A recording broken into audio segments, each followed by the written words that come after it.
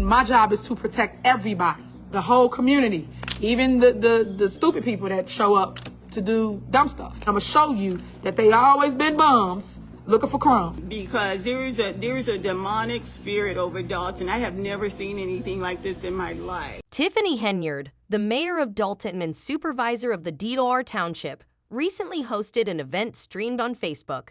I managed to catch parts of the stream while in the car and later watched the entire thing.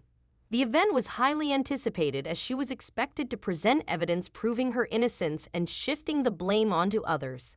The big question remains, did she succeed in delivering the proof and convincing her audience? And that's all I'm telling you. I'm going to come in on a landslide, and when I do, make sure y'all in the rooms to go tell that. Because the lies that you have told is so heartbreaking. Of course not. From addressing her recall to highlighting her accomplishments, Tiffany Henyard's speech left much to unpack. Let's dive into some of the key points she made. Henyard began by tackling what she described as a smear campaign, claiming that politics, or politrix, as she calls it, is riddled with deceit aimed at misleading the public. While her critique of politics isn't new, the core issue with her speech was the lack of evidence to substantiate her claims. There were no concrete receipts, just the same rhetoric and blame shifting we've heard before. For those expecting solid proof, you'd be out of luck. She leaned heavily on portraying herself as a victim of systematic efforts to discredit her, thanking her community for their unwavering support while sticking to the narrative of being targeted unfairly. My work speaks for itself. I want people to just judge me on my work and not judge me on hearsay. Because this is not high school, but yet and still, we still treat it as though we're in high school. It's a big smear campaign going on that a lot of people don't understand or see, or a lot of people are so asleep to the fact of how politrix work. Politrix is hard, and I call it politrix because all it is. It's tricking people to believe a narrative, which I feel that's what they have tried to do. And I'm going to use the word tried because a lot of my people in my community still supports your super mayor. You should be glad you have someone young that's vibrant, relatable to the youth. I am reaching the youth. I am a triple threat, let alone a double down threat. And that's what people don't like. I'm the first African-American female mayor of Dalton. Of course, we had other black mayors, but I'm saying I'm the first female and the youngest. Tiffany Henyard often frames herself as young and vibrant, but let's be real. She's in her 40s, and honestly, there's nothing wrong with that. I'm 40 myself, and I embrace it. Growing older isn't a problem. It's a gift. With age, I've gained wisdom, sharpness, and a lot less patience for the nonsense that consumed me in my 20s. Henyard, however, seems fixated on staying in this young and vibrant bubble. But here's the thing.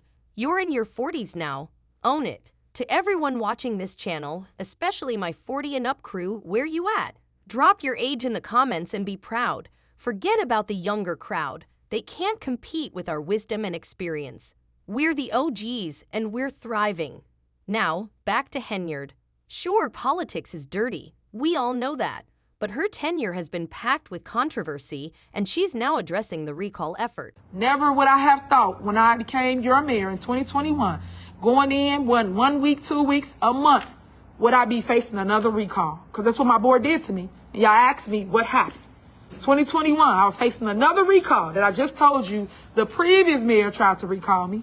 And then now I'm going in with people that ran on my back, on my ticket, my coat ticket. The recall effort didn't emerge out of nowhere. It's rooted in major disagreements with the Board of Trustees and accusations of her overstepping authority. Henyard's leadership has faced significant scrutiny, raising several issues over time. Let's take a moment to focus on the trustees running alongside her. Many of them had plenty to say during this live stream, shedding more light on the ongoing tensions and challenges surrounding her tenure. So now I'm going to let you hear from Tanika. Tanika is running for clerk here in the village of Dalton, so we're going to let you hear from her. For those who don't know, in 2016, I ran for clerk and lost by about 120 votes. That was a little disheartening, but as time has went on, I've watched the town slowly. The clerk's office started putting the information on the website. They started doing things a little different. In 2021, I declined the opportunity to run again for other reasons. And then when Mayor Henyard asked me would I like to do it again, I actually went to her first and said, in 2025, I'm running with you for clerk. And one of my things when I said in 16 I wanted to do is be transparent. You have to stay neutral as the clerk. Amen. Your job is to record the record of any meeting, be it trustees meeting, be it whatever meeting that's going on in the village. You're supposed to record that. You're supposed to go there, sit down, record it, be video or be audio, take minutes or whatever.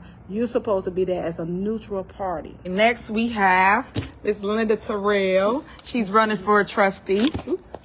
Go ahead, Miss Linda. Hi. Most of you people here probably know me already. My name's Linda Terrell, and I work for the Senior Transportation Department at Thornton Township. There's, I'm a people person, and I'm not about a lot of messiness and things of that nature. And the thing is, if elected, I'm clearly all about the people only. I'm not going to get involved in any messiness. We have to bring, we have to bring, we need to bring prayer in Dalton, because there's a demonic spirit over Dalton. I have never seen anything like this in my life, and no matter how much you try and explain yourself or explain the situation, it never changed. She's been explaining herself forever. She's been telling you, well, this is not true, this is not true. And no matter what she says, nobody's listening. And I look for the research. I'm like, she's right. She's telling the truth. Their remarks were a fascinating blend of loyalty and spin, with one trustee even mentioning the idea of creating their own propaganda. A statement that, let's be honest, is probably something better left unsaid in public, as it undermines their credibility and fuels skepticism among observers. So when I made it in 2021, they already had a plan for me. Little did I know. And that plan was to recall me from office. We went to court, literally the first one in. I ain't even get to see to get warm yet. The judge said, what did she do? Why are y'all in here? Already, right now, recall her? What did she do? Did she do something malice? What did she do?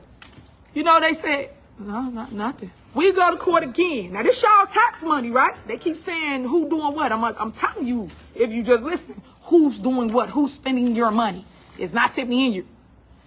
We go to appellate court. Now, this still costs. Now, remind you, the only person that's making money off of us, meaning Dalton residents, is the attorneys. That's it.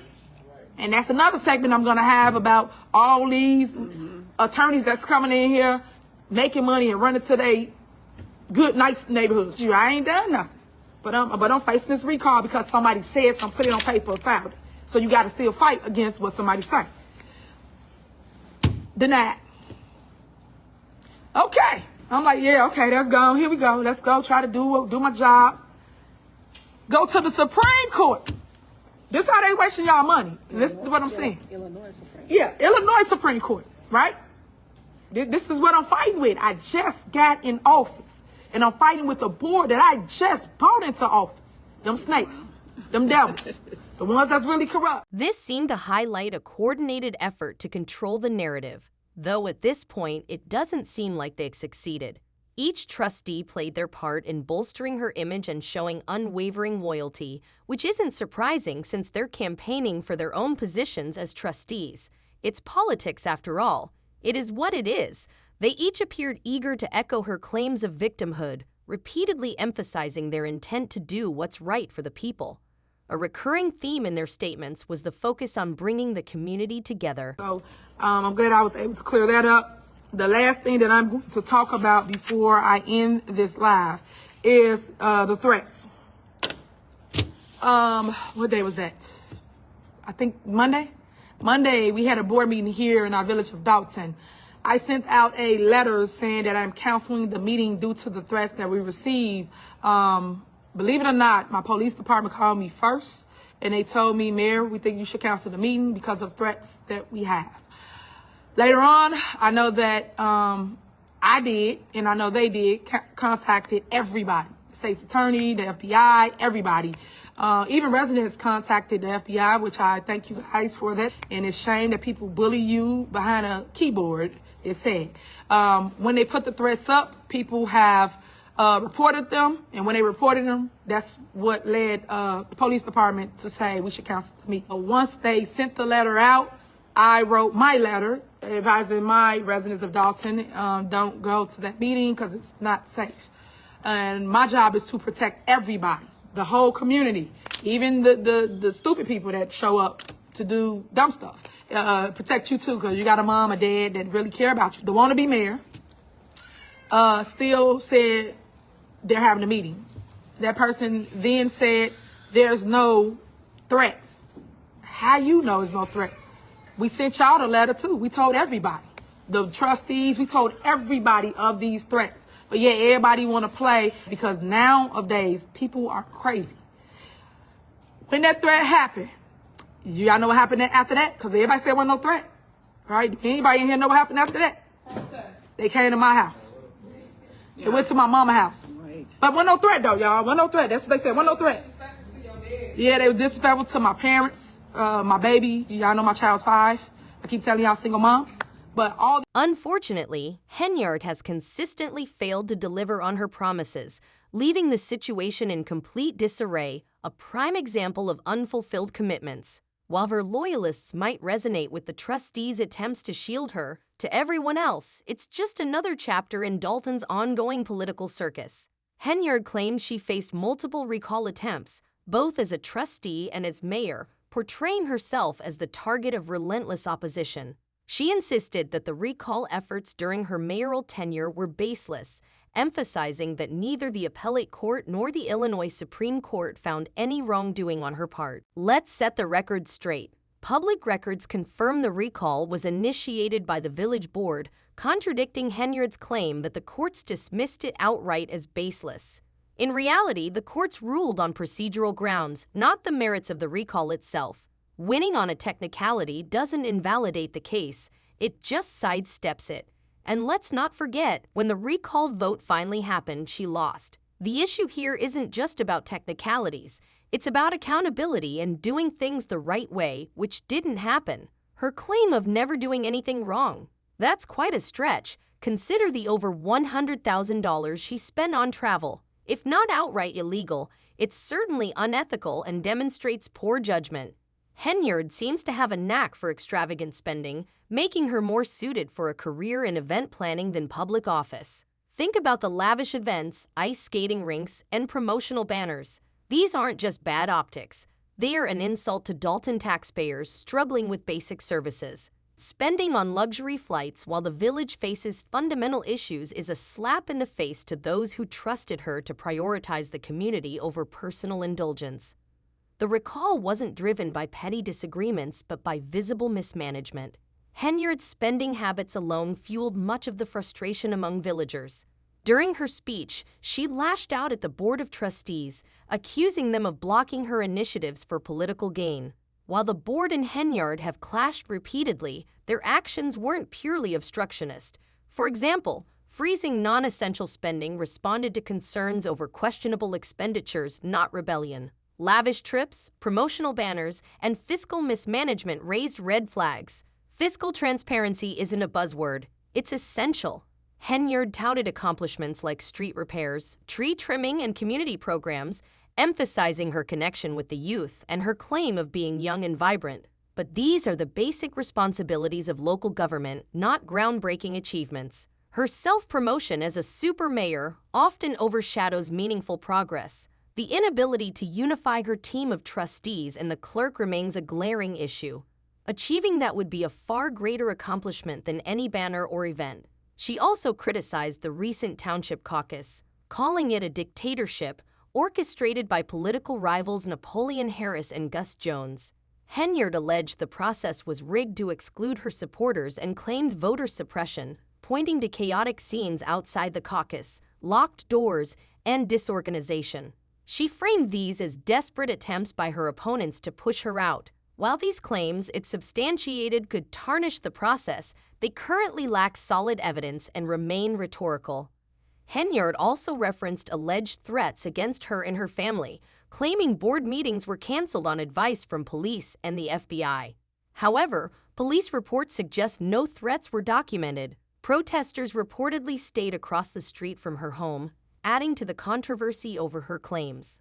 The narrative Henyard presents often paints her as a victim of relentless opposition, but without concrete proof, it's difficult to determine the validity of her allegations. The problem is that Tiffany Henyard used the protest situation as an excuse to avoid meetings. As soon as protesters showed up, she framed it as the reason for her absence, employing a classic strategy: deflect and dodge while blaming the chaos on external factors. Toward the end of her speech, she stuck to familiar talking points, urging people to fact-check and claiming, "The numbers don't lie," while promising to bring receipts to back up her claims. But with voting around the corner, it's unclear why she's delaying. If she wants to win, she needs to produce those receipts now. Her hesitation doesn't make much sense. Tiffany Henyard's speech was a blend of defiance and self-defense, a pattern we've seen repeatedly. She paints herself as a visionary leader under attack, but the reality is far more complex. The Southland's political landscape is a chaotic mess plagued by corruption, personal vendettas, and unresolved grievances. While Henyard may appear to be the worst of the lot, the entire community faces systemic issues, with everyone seemingly at odds over past slights and power struggles. It's no surprise that these conflicts continue to erupt, given the deeply rooted problems in the area. As for what happens next, time will tell. If you watched the Facebook stream, share your thoughts in the comments below. Thanks for taking the time to watch this video, and I'll see you in the next one.